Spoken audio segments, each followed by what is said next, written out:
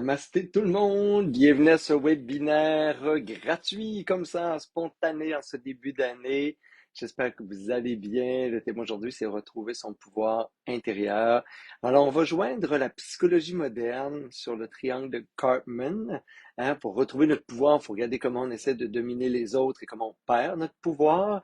Alors, on va être dans cette réflexion sur comment on joint la psychologie moderne, cette exposition de Cartman sur le triangle infernal du bourreau, victime, sauveur, et comment la sagesse bouddhiste peut nous offrir une belle méditation pour réclamer, retrouver notre dignité, d'être puissant et d'avoir du pouvoir sur notre vie. Alors, coucou tous ceux qui se connectent en ce moment. Allô, je vois Claudia, Sylvie.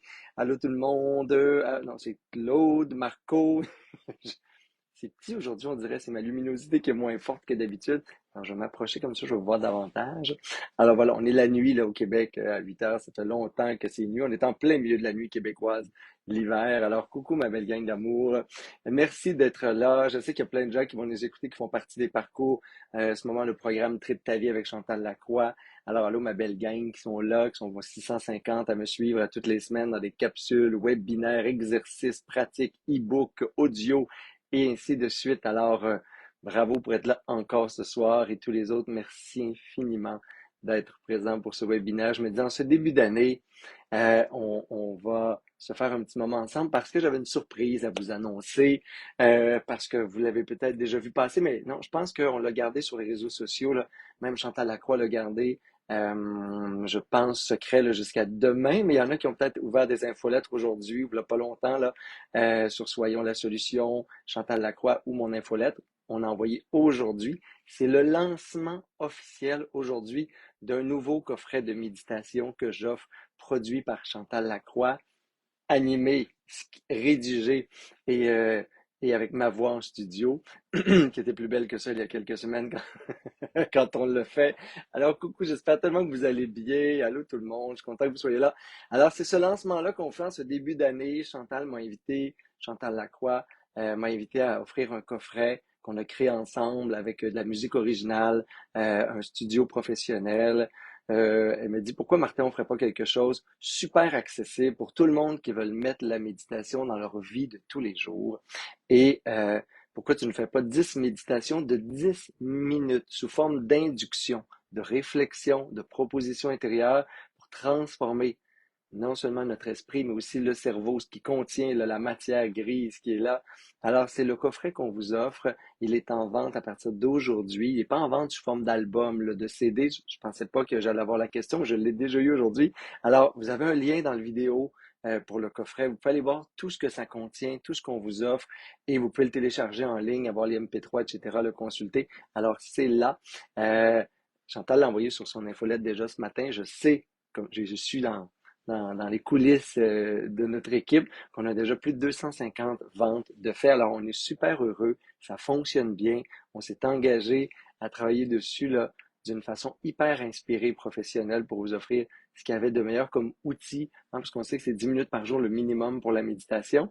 Et si après les 10 minutes, toutes les inductions, tout ce qui est là, vous les avez répétées, vous les avez générées, l'état intérieur est créé, eh bien, vous restez là. Vous pouvez rester là un autre 5, un autre 10 minutes, et c'est parfait comme ça.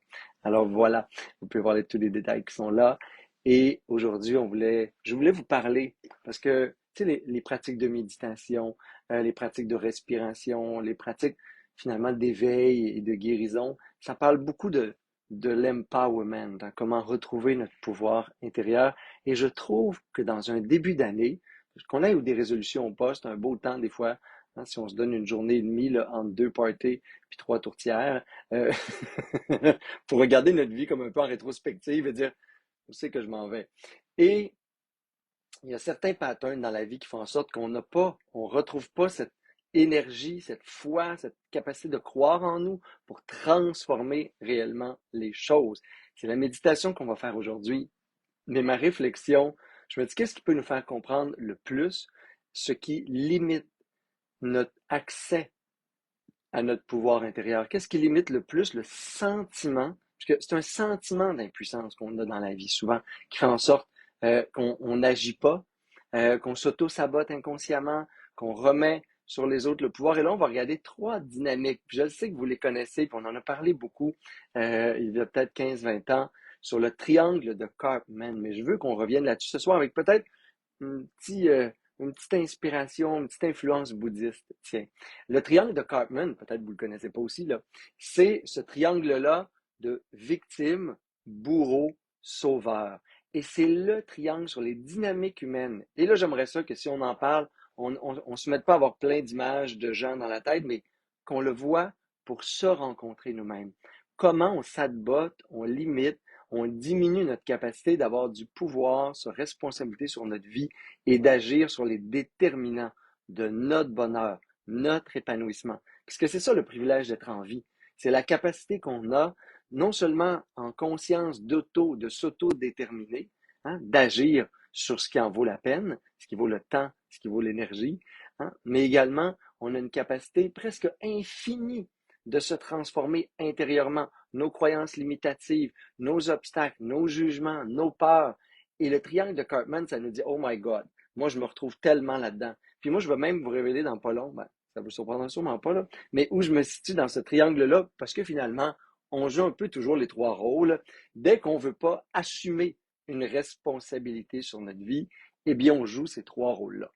On va commencer par peut-être la plus connue, là, parce que hein, c'est elle que tout le monde. C'est comme si le triangle de Karpman partait souvent de ce point-là de rencontre qui est la victime. Parce que c'est s'il y a le contraire de l'empowerment, du pouvoir, de la responsabilisation sur sa vie, d'agir, c'est bien le rôle de la victime. Et ça, ben, il faut assumer que c'est toujours potentiellement en nous. OK? On va se le dire, parce que humainement, il faut avoir de la compassion pour les autres, mais pas trop de complaisance sur nous-mêmes. C'est comme ça qu'on va sortir de nos patterns.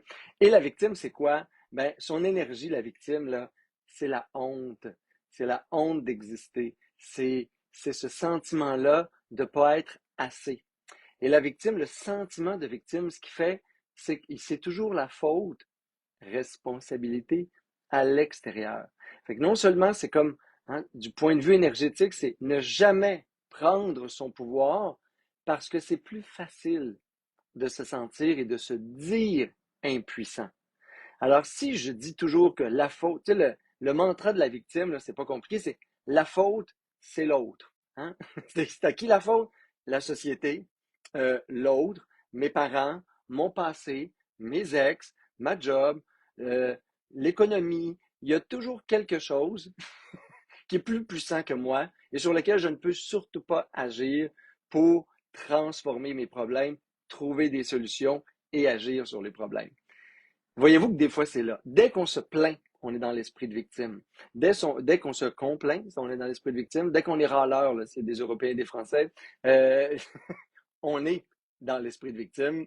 Euh, Dès qu'on dit oui, mais, oh, ça c'est comme un glissement subtil dans l'esprit de la victime. C'est comme, ouais, je sais, je pourrais faire ça, mais, tu sais, moi j'ai un diabète, là. Moi j'ai telle affaire. Moi je suis fatigué. Tu sais, moi j'ai la maladie de Crohn. Moi j'ai, tu sais, mais je suis tout le temps sur le décalage horaire. Oui, mais j'ai pas de routine. Je mange pas bien parce que, mais je, tu sais, ah, il y a le oui, mais facile dans l'énergie de la victime. La victime va toujours, c'est pas compliqué, redonner son pouvoir à l'autre parce qu'elle n'a pas de responsabilité sur sa vie.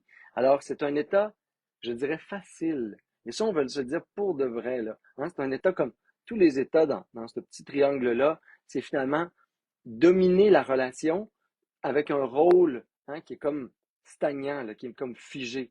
La victime, elle va monopoliser l'attention, dominer les relations à partir de sa souffrance. Donc, hein, je ne suis pas capable. Son mantra, c'est je ne suis pas responsable, je ne suis pas capable. Ça, là, c'est l'ennemi numéro un de tout le processus qu'on veut opérer dans notre vie. C'est-à-dire se transformer, se guérir. C'est l'opposé de l'éveil spirituel. C'est l'opposé de transformer notre monde dans un monde meilleur, agir sur la planète, etc., etc. Il faut absolument le comprendre. Et la victime est comme complémentaire avec deux amis qui sont aussi des saboteurs de pouvoir intérieur. Le sauveur ou la sauveuse, c'est celui qui a besoin de la victime, bien sûr, là, ou qui victimise les autres. Il va voir les autres comme plus faibles que lui et il va imposer son aide sans qu'on l'aille demandé et des fois, je dirais même sans que c'est nécessaire. Facebook. Ah, oh, ça a l'air que je fais ça, puis ça fait des buts d'artifice et tout ça. Ouais! OK. Bonne année! Et là, pour revenir au sauveur, allô, Facebook? Et là, vous l'essayerez chez vous à la maison si vous faites des lives, ça fonctionne bien. Le sauveur et la sauveuse, c'est aussi euh, une posture d'évitement pour prendre en charge notre vie, retrouver notre pouvoir intérieur, autant que la victime. Ne pensez pas qu'il y en a un qui est plus impuissant que l'autre sur sa vie, sur son aide, sur sa transformation. Le sauveur, lui, au lieu de sauver lui-même, il sauve les autres. Vous le savez, on le dit souvent. Si on est tout occupé à voir les autres plus faibles que nous et plus petits, puis on s'occupe à les sauver, on n'a pas à s'occuper de soi. On n'a rien à faire dans notre vie, nous autres. Hein? Parce que le sauveur, c'est comme une espèce de narcissisme de la bonne personne.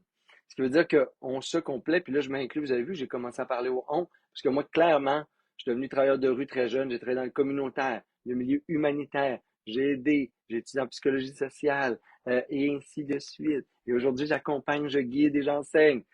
Qu'est-ce que vous pensez? Quand je ne vais pas bien, là, qu'est-ce qui me fait du bien? C'est regarder comment ça souffre dans le monde. Et au lieu d'avoir de la compassion, ben, des fois, oups, ça glisse dans l'ego, puis ça glisse dans l'esprit de sauveur qui voudrait sauver le monde pour ne pas regarder ce qui souffre en moi, ce qui est fatigué en moi, ce qui est petit en moi. Et d'être petit, des fois, c'est là, c'est la posture d'humilité dans laquelle on se guérit. Fait qu'il faut se le rappeler, les sauveurs, sauveuses, on va dominer la relation en jouant la bonne personne, en jouant l'altruiste bienveillant, en jouant à être au service de l'autre. Et le pattern, c'est qu'on va kidnapper et contrôler les autres aussi à quelque part parce qu'on va les rendre dépendants. Puis des fois, non seulement ça, mais on les rend dépendants de quelque chose qu'ils n'ont pas besoin. Les sauveurs et les sauveuses, là, c'est pas compliqué, c'est ceux qui n'écoutent pas les besoins de l'autre et sont déjà en train d'y répondre. Fait qu'ils sont déjà en train d'aider, même si personne ne leur a demandé de l'aide, même si ils savent même pas comment aider. Fait qu'ils prennent pour acquis qu'ils savent mieux que l'autre ce qui est bon, bonne pour lui, pour elle. Voyez-vous les gérants d'estrade aussi, là?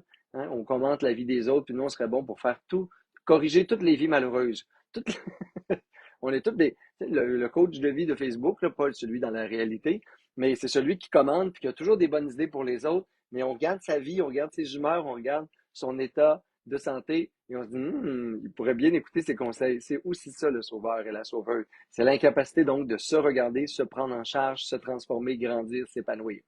Et il y a le bourreau. Ben, on l'a vu. Le bourreau, c'est celui dont l'émotion, c'est la colère. C'est la manipulation, c'est la critique, c'est des fois le déni de l'autre. Ça peut passer par de la manipulation, des fois des formes de violence physique et verbale. Parfois et souvent même, le bourreau est une ancienne victime, soit que c'est un sauveur. Voyez-vous, là, le bourreau, là, puis là, on n'ira pas dans toute la dynamique, je veux qu'on médite après, mais c'est important de comprendre ça parce que sont à l'intérieur de nous.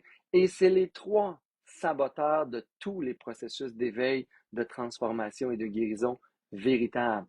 Et transformer soi-même et transformer sa vie. Là.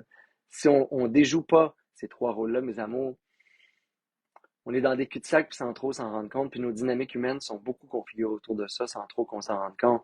Et c'est là où on tourne en rond dans de l'impuissance collective. Là, voyez-vous comment ça ressemble des fois à notre société, notre monde, nos familles, nos relations amoureuses, et ainsi de suite. Fait que le sauveur, quand il n'est pas reconnu, ben, il va culpabiliser sa victime. Et là, il devient bourreau. Il va accuser, culpabiliser, donner des critiques injustifiées, ainsi de suite.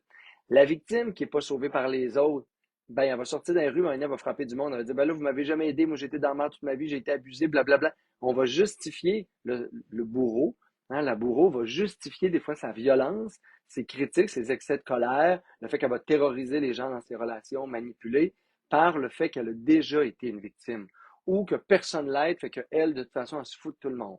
Hein, fait que, des fois, nos rébellions, c'est ça. Est-ce qu'on se fout de la société? On va se venger sur la société. Comme ça, on n'en faisait pas partie. Euh, toutes les formes de manifestation qui amènent à la violence, c'est passer d'une victime. Puis là, des fois, on va créer plus d'injustice pour les pauvres commerçants, les gens qui passent dans la rue, des êtres humains qui sont là, le vivre ensemble, la paix, l'harmonie commune au nom de j'ai été une victime, j'ai été abusé de mes droits, ben là, je vais me permettre d'abuser puis de priver les autres de leurs droits. C'est toujours pas me responsabiliser, prendre en charge ma vie, trouver des solutions et les mettre en action. Hein? C'est décharger ma colère sur les autres, accuser les autres, puis créer des victimes autour de moi. Fait qu'on a ces trois rôles-là, puis là, je sais que quand on en parle, gang, moi aussi, je pense à plein de monde. Mais, on se retient un peu, on est bouddhiste, on dit le bonheur et le Bouddha, il est à l'intérieur de moi, et les dynamiques perverses, c'est en moi que je peux les contrôler. C'est ce qu'on veut, n'est-ce pas? Alors, on veut à l'intérieur de nous regarder ces dynamiques-là. Et c'est là où la méditation est nécessaire parce que ça nous demande de l'introspection. Tout est OK pour moi. Y a-t-il quelque chose? Y a-t-il quelque chose? Ici aussi. Bon, ben, il semble qu'il y a une personne qui a des problèmes, mais non, ça va bien pour les autres. Fait que ça va bien. Non, ça vient, ça va. Ça coupe pas du tout. OK. Moi, je devrais pas couper. Je suis dans mon tout brossard, gang. Attendez au Mexique pour, pour dire que ça coupe. Mais ça se peut que ça coupe chez vous. Et c'est bien correct. On est patient et ça va bien aller. Alors, voilà, c'est les trois dynamiques sur lesquelles je voulais qu'on jase aujourd'hui. Euh, Parce que pour moi, la méditation, les outils de méditation, et je reviens là, parce qu'aujourd'hui, je vous fais ça, je nous fais ça, parce que on vient de lancer, moi, Chantal Lacroix, un coffret de méditation de 10 méditations à quelque part pour retrouver à l'intérieur de nous les pensées qui nous redonnent du pouvoir sur notre dignité d'être aimé, sur le courage, sur l'espoir, sur notre créativité, sur notre sentiment de légèreté, sur notre détente puis notre relaxation intérieure, sur l'abondance qu'on veut avoir dans la vie. Fait qu'on a 10 méditations guidées avec induction que vous pouvez vivre. Et je vous l'ai mis le lien là, dans, tu sais, là, je vous ai tu me dire c'est où, mais dans le commentaire du vidéo, il y a comme un texte et c'est là. Parce que pour moi, retrouver son pouvoir intérieur, c'est quoi? Ben, c'est se dire, j'ai la capacité, c'est ça que Bouddha nous a enseigné, j'ai en moi toutes les capacités spirituelles, mentales, psychiques, de transformer mes blocages, mes souffrances, mon passé, mes blessures, pour avoir une vie dans laquelle l'expérience humaine, ça goûte bon, dans laquelle mes relations peuvent être des relations, des fois, avec plus d'amour, de compassion, de paix, de pardon. J'ai tout ça à l'intérieur de moi. J'ai pas besoin de m'occuper des autres, j'ai besoin de m'occuper de moi. J'ai pas besoin de sauver le monde. Je peux guider, inspirer, mais personne ne peut me sauver. Hein? C'est ce que Bouddha nous enseigne. C'est ce que les grands philosophes, les maîtres, les chamans, les guérisseurs nous enseignent. Je suis pas là pour te sauver. Je suis là pour t'amener à découvrir une médecine, une sagesse, une pratique qui va faire en sorte que tu vas aller trouver en toi, hein, le pouvoir de te transformer, te guérir et te sauver. Pour moi, l'outil de la méditation, c'est le plus bel outil pour y parvenir. Pour moi, l'essence de l'intention et l'essence de la manifestation, c'est de retrouver en nous toutes les clés pour activer, comprendre comment ce pouvoir-là et l'invisible en nous structure un peu notre vie, nos expériences, les choix qu'on fait et notre niveau d'épanouissement dans la vie. Mais pour ça, il faut retrouver, premièrement, une forme de dignité. Hein? Dans le bouddhisme, on parle beaucoup de la dignité d'être Bouddha. Hein? Puis Bouddha, là, si vous n'êtes pas bouddhiste, puis c'est pas incorrect, hein? L'idée, c'est que Bouddha, c'est pour tout le monde. C'est un mot en sanskrit. Fait qu'on n'a pas besoin d'être bouddhiste officiellement pour croire en Bouddha. Croire en Bouddha, c'est croire qu'à l'intérieur de nous, on a un champ de potentialité infini au niveau des schémas mentaux, des croyances et de notre capacité de voir et de percevoir le monde. Ça, c'est Bouddha. Et si on purifie, puis on est juste dans des états qui construisent le bonheur pour nous et pour toutes nos relations, ben là, on a atteint l'état de Bouddha. Ça veut dire celui qui s'est éveillé. Bouddha, ça veut dire éveillé à sa vraie nature. J'ai retrouvé mon essence. J'ai retrouvé ma vérité au cœur. Hey gang, c'est aussi simple que ça, c'est pas merveilleux. Méditer, c'est créer des chemins à l'intérieur de moi pour libérer, purifier, déconstruire tous mes petits schémas là, de bourreaux, victimes, sauveurs qui sont là, puis les pensées associées, puis les fausses croyances associées. Et là, dire, il n'y a personne qui va me sauver, mais j'ai tout le pouvoir de me sauver. Il n'y a personne qui a du pouvoir sur mon esprit, j'ai tout le pouvoir à l'intérieur de moi. Et je dois, avec humilité, apprendre, me guérir, me transformer et m'épanouir comme être humain. Et c'est le plus beau cadeau que je peux aussi offrir aux autres sans penser que j'ai le pouvoir de les sauver si je ne me suis pas sauvé moi-même. Et il n'y a personne. Hein, Bouddha dit, il n'y a aucun Dieu, il n'y a rien autour de vous qui a le pouvoir de vous sauver. C'est fort, mais ça dit que, au contraire, si vous croyez à un Dieu, une divinité, une déesse, on a à l'intérieur de nous tout ce qu'il faut pour trouver la lumière, la sagesse, la puissance de se transformer. C'est ça le cadeau. Mais ça ne viendra pas par procuration. Et on n'a pas à jeter notre dévolu sur les autres quand on est frustré qu'on ne nous a pas sauvés. Ça veut dire aussi dire les autres n'ont pas répondu à nos attentes. Parce que ça, l'esprit de victime, c'est subtil. Hein? Déjà, quand je projette des attentes sur les gens qui vivent avec moi, mon couple, ma famille, mon boss, mes employés, ben après ça, comment je réagis quand ils répondent pas? Est-ce que je tombe sauveur, je tombe bourreau ou je me victimise? Hein, c'est subtil, c'est petit, c'est mignon et c'est en nous tous. Alors, je vous invite à méditer avec moi, mes beaux amis d'amour, dans quelques instants pour regarder quand on est dans ces états-là, quelles sont les phrases, qu'est-ce qu'on peut se rappeler pour en dire, je peux pas changer les autres, mais je peux me changer. J'ai tout en moi pour me transformer. J'ai la dignité et j'ai droit au bonheur.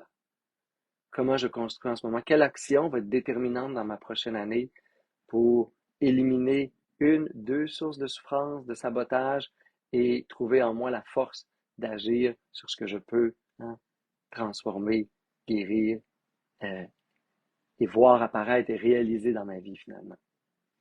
Alors c'est là mes amours, je vous répète jusqu'à la fin de la méditation, je ne voudrais pas trop vous en parler, mais je vous répète que j'ai mis le coffret. Il y a aussi une journée sur vivre les sciences de l'intention qui s'en vient bientôt. On est déjà rendu à 125 inscriptions, c'est une méchante belle gang.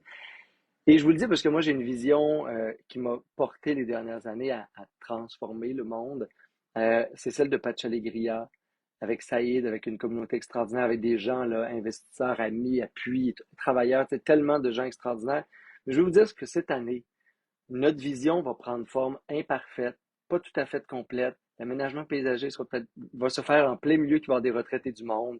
Les chambres sont finies, on est en train de peinturer, on peut héberger jusqu'à 40 personnes. C'est un projet d'un budget incroyable. C'est un budget qui s'est vécu en pandémie, ce qui veut dire que 1000 fois on a perdu notre argent, nos constructeurs, nos permis, nos terres, et on l'a réinvesti, reacheté, redémarré, mais on ne s'est jamais positionné en victime. Je veux honorer moi, je veux honorer Saïd, je veux honorer les gens qui nous ont suivis, qui sont encore là jusqu'au bout, qui se plaignent pas, qui sont pas victimes, sauveurs ou bourreaux, qui restent saines et positives dans tout ça. Parce que nous, ça nous a demandé ce chemin-là 1000 fois. Et je vais vous dire, cette année, si vous voulez venir à Pachaliga, si vous voulez vous offrir un endroit au Mexique très différent de ce que vous connaissez, un village avec des locaux, du yoga, de la méditation, une plage magnifique, hein, un lieu pour se détendre, se découvrir dans la culture mexicaine, ben, encouragez-nous cette année. Venez dans un lieu qui est encore en développement, qui est encore en train de, hein, vous allez voir un mur en train de se peinturer là, vous allez voir peut-être une piscine en train de se finir d'un bar. Les chambres sont belles, tout est prêt, tout est construit, c'est tout meublé, ça va tout être prêt pour vous. Mais imparfaitement, on va ouvrir cette année parce qu'on a été 3 ans de misère, de pandémie, de coupure, d'inflation, de rupture de transport de matériaux. Et il faut ouvrir cette année. Sinon, le projet va mourir, puis notre morale aussi. Et on a décidé d'être positif et que c'était good enough pour que notre vision d'une communauté qui ne sont pas des murs, pas de la peinture, moi je sais Facebook, donne-moi des pouces quand je fais des pouces, que c'était assez pour pouvoir donner vie à une vision d'une gang de personnes qui viennent se ressourcer, se déposer dans le respect, dans un esprit de fraternité et d'offrir des activités, des événements qui font du bien au corps, qui font du bien à l'âme. Alors, c'est là aussi, si vous voulez nous découvrir. Parce que vous aussi, vous avez de ces projets-là. Je vous invite dans les commentaires, là, parce que vous êtes déjà des centaines à regarder en ce moment. Si vous avez un projet, vous avez quelque chose à parler dont vous êtes fier, ben, mettez-le donc dans vos commentaires en ce moment. Vendez-vous, là, on les enlèvera pas cette fois-là, on ne dira pas que c'est des spams. Dites, hey, moi, je suis fier de ça. Regardez, moi, je suis tombé 1000 fois, parce que dans les dernières années, on oublie que les entrepreneurs, on a eu pas juste des claques d'en face, on a eu des chars, tu sais, d'en face, tout le temps, constamment, sans arrêt. Et on s'est redressé, puis on a eu des nuits blanches, puis de l'anxiété, puis des problèmes financiers, et on s'est redressé. Puis on n'est pas tombé dans la victime, puis on n'a pas mis la faute aux autres, puis on s'est pas mis à crier partout. On s'est redressé, on a repris notre vision, on l'a remis dans notre cœur, et on a travaillé. Et c'est ce que je vous invite et c'est ce que je souhaite que tout le monde puisse vivre parce que ce que ça dit reprendre son pouvoir finalement, sous cette note-là plus personnelle, c'est que ça va peut-être pas bien aller. Puis les autres ne seront pas tout à fait ce que vous avez besoin qu'ils soient. Mais ensemble, avec un peu de courage, beaucoup d'espoir, puis énormément d'humour euh, et des centaines d'heures de travail par mois, on va accomplir de belles et grandes choses dans le monde si on arrête d'être victime, bourreau, sauveur. Voilà, mes amours. J'ai un petit maillet pour la méditation. Je vous aime tout plein. Alors, vous avez 3 invitations, 3 espaces pour nous encourager cette année. C'est pas merveilleux. Et là, allez retrouver votre pouvoir sur votre vie, vos projets, vos élans de cœur, vos élans d'âme. Moi, je vous le dis, j'ai un élan d'âme sur lequel je vais agir cette année. Ça fait longtemps que j'ai pas fait du travail humanitaire. Et peu importe mes finances, peu importe mes projets, peu importe le niveau de demande que j'ai, à animer dans le monde. Cette année, je retourne à des œuvres humanitaires où je vais vivre dans les villages, dans les bidonvilles pendant quelques semaines. Et j'ai besoin de ça pour mon âme et ça va me demander du courage et de la détermination et beaucoup d'humilité. Euh, et pour moi, ça, c'est mon acte de courage cette année. C'est mon acte où je retrouve mon pouvoir. Je ne sais pas c'est quoi vous, mais j'aimerais ça qu'on aille le chercher ensemble. Alors, prenez une belle posture. On se donne une 10 minutes de méditation, là. C'est pas long, des fois. C'est d'aller chercher une réponse, un élan, puis de l'honorer après ça dans la vie. Alors, pour ceux qui veulent, on prend quelques respirations profondes. On immobilise notre posture, quelle qu'elle soit. On inspire par les narines pour expirer bouche.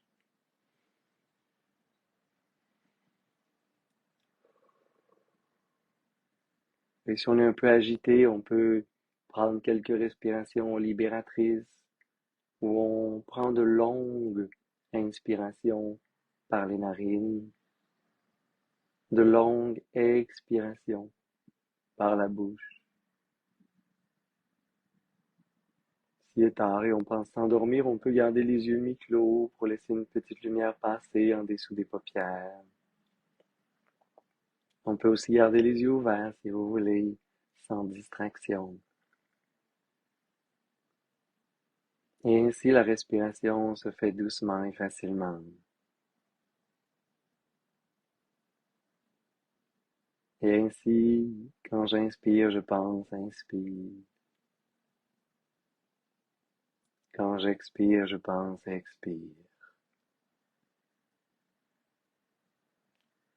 Et bien que mon corps soit immobile,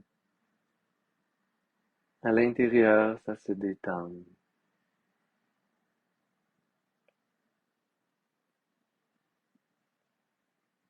Ma posture est immobile, je reste en vigilance.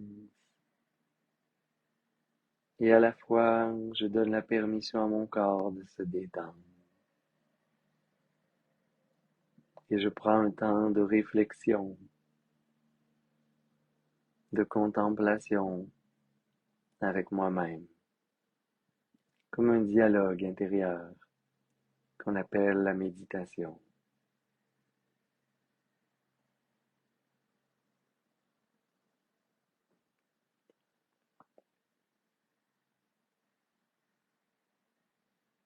Et je repense doucement en essayant de me voir comme de me dénoncer gentiment.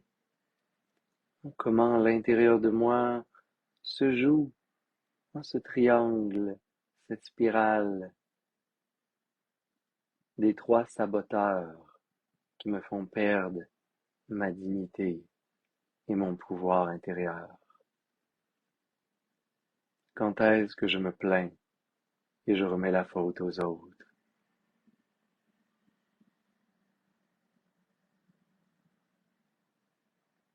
Quand est-ce que je suis victime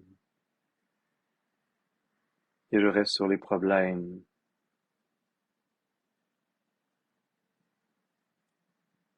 sans voir solution, où je blâme la vie ou le passé, les autres?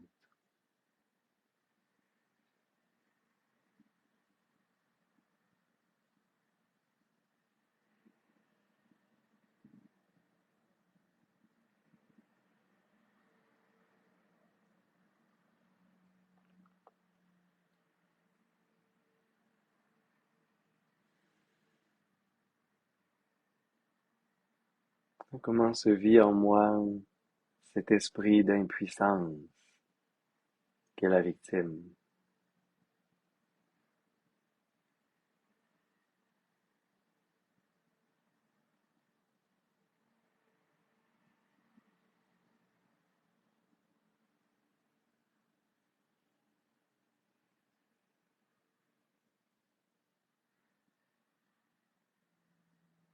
Quand est-ce que je me plains et je remets la faute sur les autres sans prendre aucune responsabilité sur les problèmes de ma vie, de mes humeurs, de ma santé?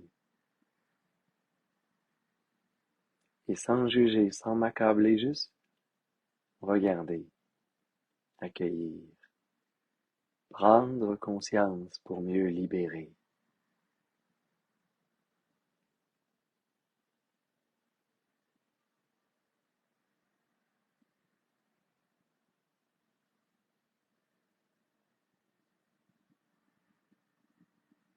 Vous pouvez continuer à méditer là-dessus tous les prochains jours ou même écrire. Et là, je vous invite à regarder à l'intérieur de vous, pour un court instant, comment se vit la sauveuse et le sauveur. Quand est-ce que je me sens grand à voir les autres petits? Comment je cherche à être indispensable? Quand est-ce que j'aide sans qu'on me l'ait demandé? Quand est-ce que j'aide sans que j'ai demandé comment l'autre veut être aidé?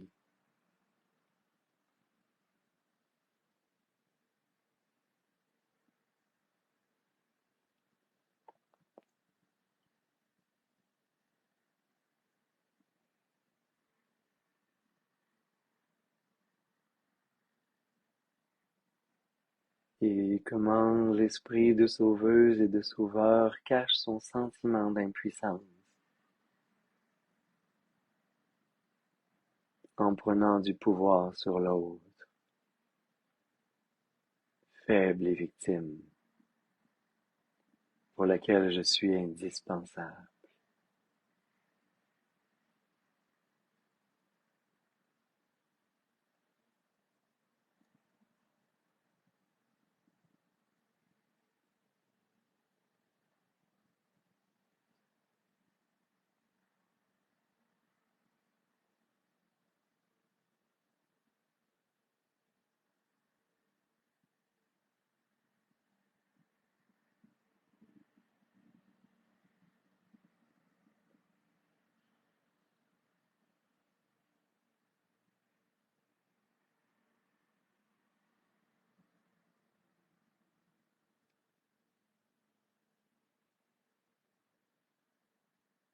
Comment je réponds aux besoins des autres sans même leur avoir demandé s'ils voulaient de mon aide et comment ils voulaient être aidés.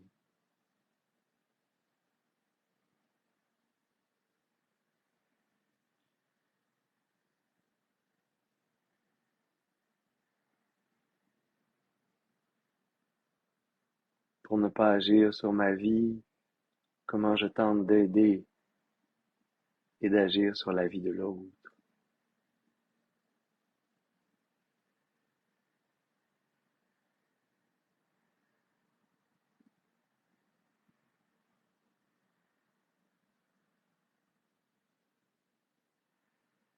Et ainsi le sauveur qui n'a pas la reconnaissance qu'il voulait, la victime qui n'est pas aidée, se transforme en bourreau de colère. Et comment parfois du jugement à la critique, à l'insulte, à l'agressivité passive, comment je prends revanche sur l'autre et je deviens le bourreau, des fois de moi-même, des fois des autres. Comment la colère se fait un chemin dans l'esprit de la victime qui n'est pas sauvée et de la sauveuse et du sauveur qui n'est pas assez reconnu.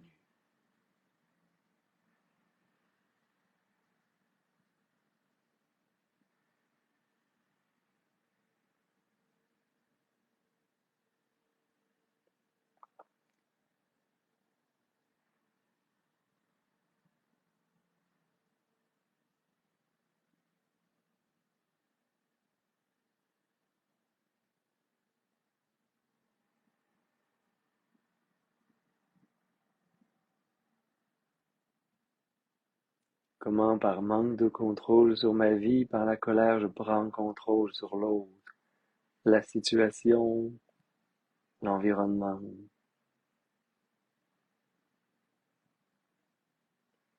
Comment se joue le jeu du bourreau en moi.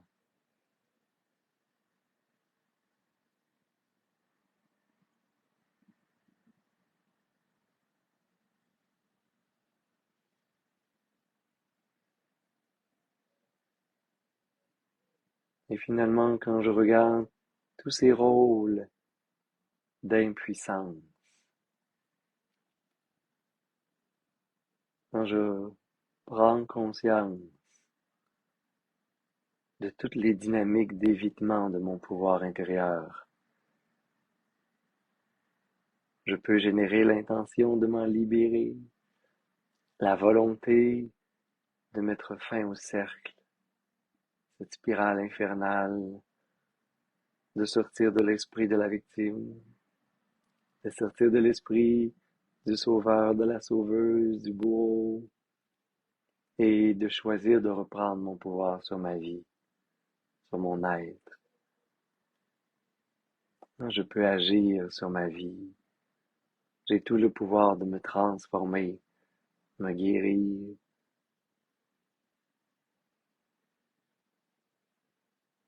Personne ne pourra me sauver.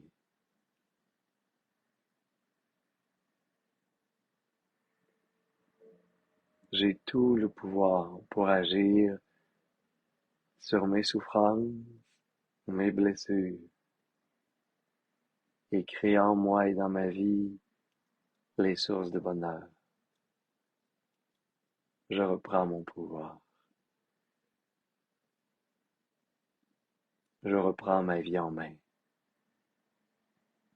Je choisis que je suis digne de m'épanouir, de m'accomplir, de prendre soin de moi, d'être la meilleure personne possible pour les autres. Et ces déterminations deviennent mon dernier élément de réjouissance et de méditation. Et je peux les nommer intérieurement avec mes mots à ma façon, créer l'enthousiasme,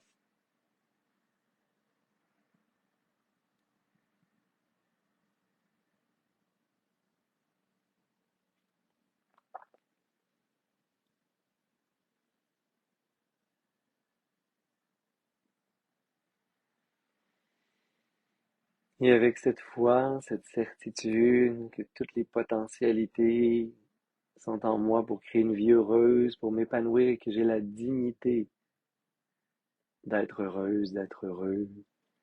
Je peux amener les mains en namasté et frotter légèrement ensemble, amener cette belle chaleur au cœur, inspirer par les narines pour expirer bouche.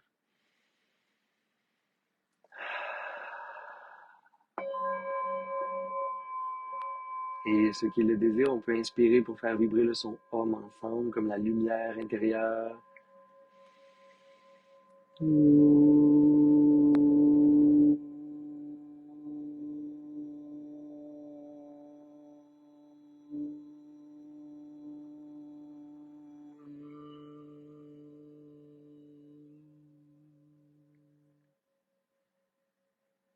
À la dedans, mes beaux amis d'amour. Ça goûte bon, hein? Bon, on crée ces chemins-là de libération, bye bye, qu'on appelle le renoncement joyeux dans le bouddhisme.